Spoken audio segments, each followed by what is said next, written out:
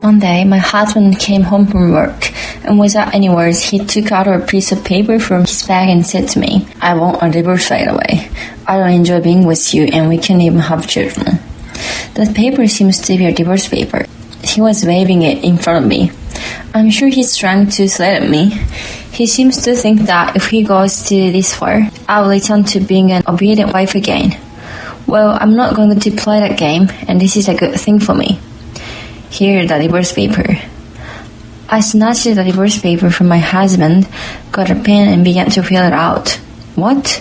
My name is Melly, a 32 years old housewife. I got married a year ago to a man named Ken. Before I got married, I was working for a company and was a career woman.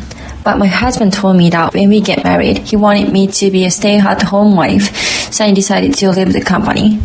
I could have still worked, but I loved my husband so much at the time that I wanted to do what I could help to him as much as possible. I also wanted to experience being a full-time housewife for once, so I didn't have a problem with the idea of being a stay-at-home wife. However, once we started our married life, problems arose in other areas. First of all, my husband was selfish. He does not cook at all, but he often makes a demand about the taste of the food. Is this vegetable cooked? It's low. What? It's cooked well. It tastes better when it's crispy like this. I don't like it like this. I like it cooked more. Additionally, wow, it's spicy. I'm sweating. How much spicy stuff did you put? I only put in about half a teaspoon of spicy sauce. I can't eat anything. Hey, my husband complained and poured mayonnaise on the food to cover up the taste of the original food. There are many episodes like this related to cooking alone, but there is something else that bothers me about my husband. He spends too much money on his hobbies and interests. My husband loves fashion and buys expensive brands. I'm not that interested in fashion, so I'm fine with clothes that are less than $100. But my husband's standard is still hundreds of dollars.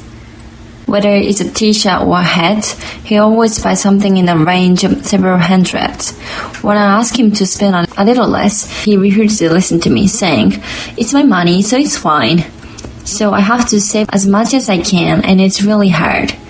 And when I try to cut back on food cost and serve fewer dishes, he immediately noticed and started complaining about it. He doesn't do any of the housework, and he's not capable of it either, but he's just so picky in that way.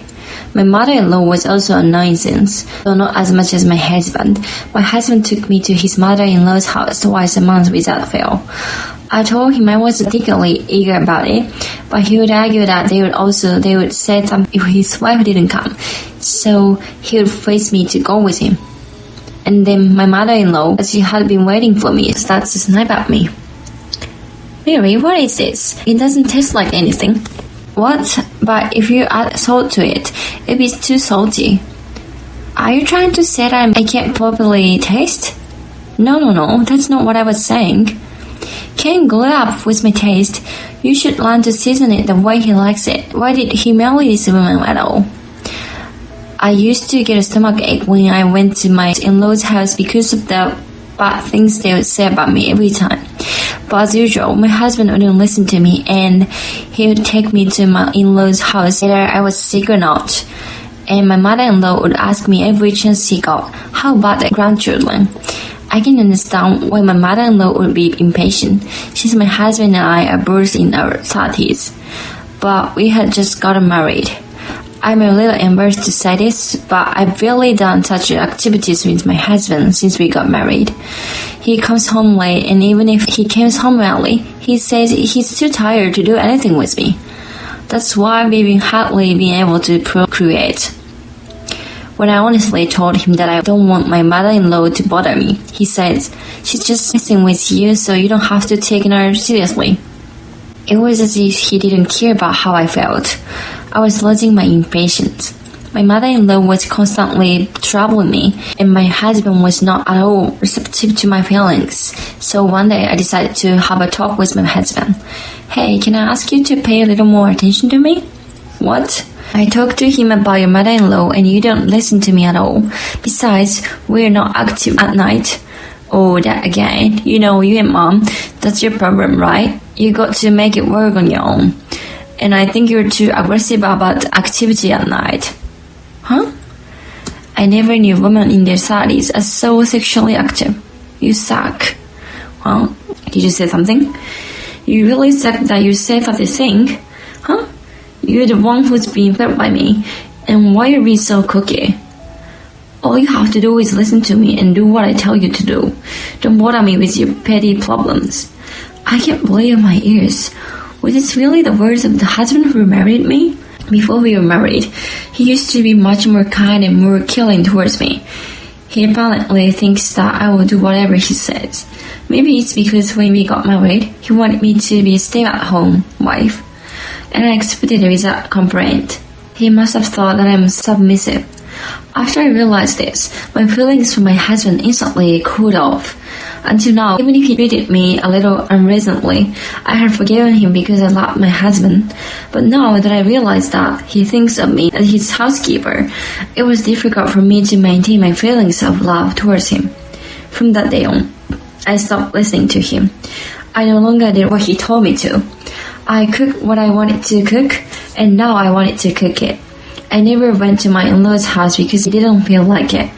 As expected, he lost his temper every time. Hey, why don't you do as you're told? You're a stay-at-home wife, so do it. Hey, listen to me. I responded only when my husband speaks to me in a normal way. But when he was being unreasonable, I decided to ignore him. My husband didn't expect me to behave that way. He gradually began to be careful with how he was with me. And then he didn't say anything to me about a month. He finally reached his limit. One day, my husband came home from work, and without any words, he took out a piece of paper from his bag and said to me, I want a divorce right away. I don't enjoy being with you, and we can't even have children. The paper seems to be a divorce paper. He was waving it in front of me. The husband part of us already figured out. My husband was telling me he wanted a divorce, but for some reason, he had a grin on his face. I'm sure he's just trying to threaten me. He seems to think that if he goes this far, I'll become an obedient wife again. But I'm not going to play that game, and this is good for me. What? Fine, give me the divorce paper. I snatched the divorce paper from my husband, got a pen, and began to read it out. What? He didn't expect me to start filling it out, and was clearly upset. I ignored the reaction and hurriedly read out the divorce paper. Oh, are you serious? Well, I was thinking of getting a divorce too. You kidding, right? Why? After all the horrible things you did to me, how could I possibly want to stay married to you? No, well, what? That I'm your housekeeper who does whatever you say? Oh, no. Well, it looks like I was spot on. You're such an asshole. I don't know why I married a guy like you. Shut up. You want a good enough housewife, that's a fact. You can say what you want. I recorded every horrible thing you said to me. I'll file a suit against you for moral harassment. Oh no. My husband turned pale and fell into a heap. Oh, I'm sorry. Please forgive me. What I'm going to do when without you? My husband started to cry and I was shocked. The moment I tried to be tough with him, he turns into a frightened puppy. How petty he is. I packed up my belongings and left the house, ignoring my husband who was crying, clinging to me. I immediately filled the divorce paper and went back to my parents' house. By the way, I have been secretly looking for a job for about a month before this divorce happened.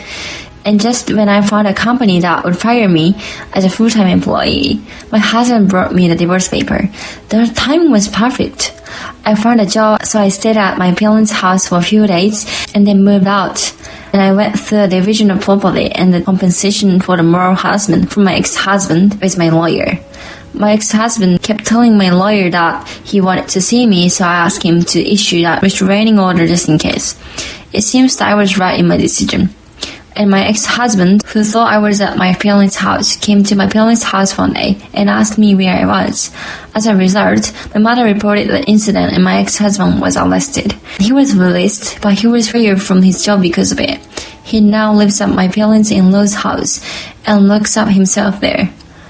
I heard that my ex-husband was in a miserable state because he was dumped by me and there was no one left to handle the housework. His room was in a mess and he spent money without thinking about his future. He couldn't pay his rent and living expenses, and he was in panic. He realized how important I was and wanted me to come back to him. So he was late to find out where I was. I think it's pathetic that my husband didn't realize how blessed he was until he lost everything. At best, I hope he will reflect on this incident and improve his bad character. I, on the other hand, I'm working hard at my new job. It seems that I'm more suited to a life centered around work than being a housewife. So I have learned a lesson from my failure in this marriage and find an independent man who can do his own housework the next time. Thank you for watching until the end. Please subscribe to the channel if you like. See you in the next video.